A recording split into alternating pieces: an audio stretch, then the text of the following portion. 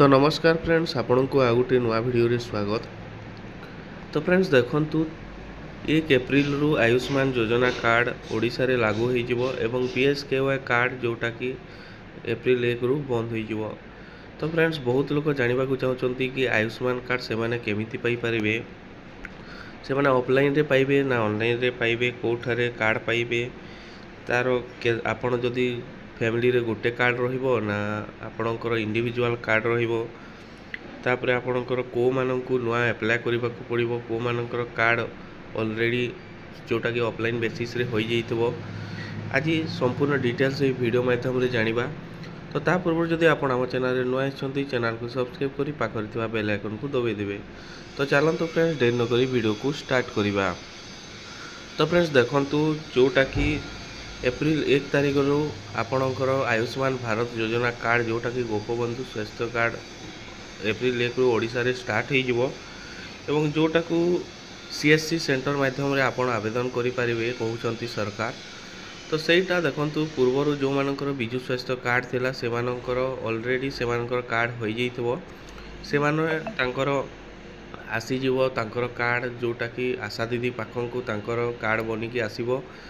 Card T आशा दीदी माने beneficiary पाखंकु देबे एवं गोटे पंचायत रे 2टी सीएससी सेंटर को आपणकर व्हाइट लिस्ट करा जिवो, जो थरे कि सेही सीएससी सेंटर को जेई कि हिताधिकारी माने तांकर कार्ड एक्टिव करेबे, जोटा कि केवाईसी करेबे। हिताधिकारी माने देखंतु फिंगरप्रिंट हो, ओटीपी हो, आई स्कैनर हो, जो थरे कि देई कि से माने कार्ड इश्यू करि परिबे। जदि आपण देखंतु आपणकर घरे 5 जण मेंबर अछंती, तो सबू मेंबर को जीवाकू पड़िबो सीएससी सेंटर एवं सेठारे समस्तंकर आय नेबे, नहेले ओटीपी नहेले आपणकर फिंगरप्रिंट थ्रू रे आपणकर कार्ड इश्यू हेबो।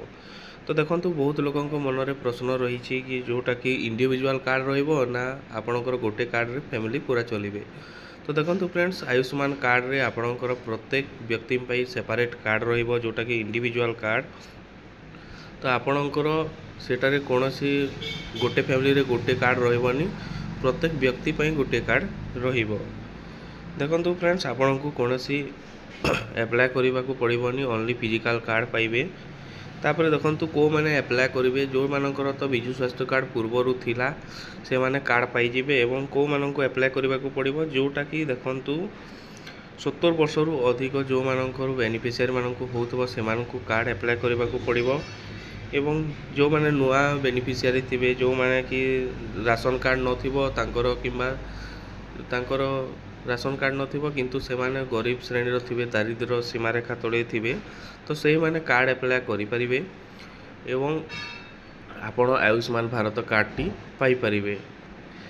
तो जदि किछि भी डाउट थिले आपण कमेंट रे कमेंट करि परिबे एवं मु आपण को रिप्लाई देई देबी। तो ए थिला फ्रेंड्स आयुष्मान योजना को नै गुटे छुटिया अपडेट। जदि अपडेट टी भल लागिला आपण वीडियो को गुटे लाइक करिवे, आपण सांग मान सहित वीडियो को शेयर करिवे। जदि चैनल रे फर्स्ट टाइम आइस्ते चैनल को सब्सक्राइब करी पाखर थिबा बेल आइकन को दबाई देबे। तो रहूची फ्रेंड्स पुणी आ गुटे एमिति अपडेट वीडियो सहित देखा। धन्यवाद।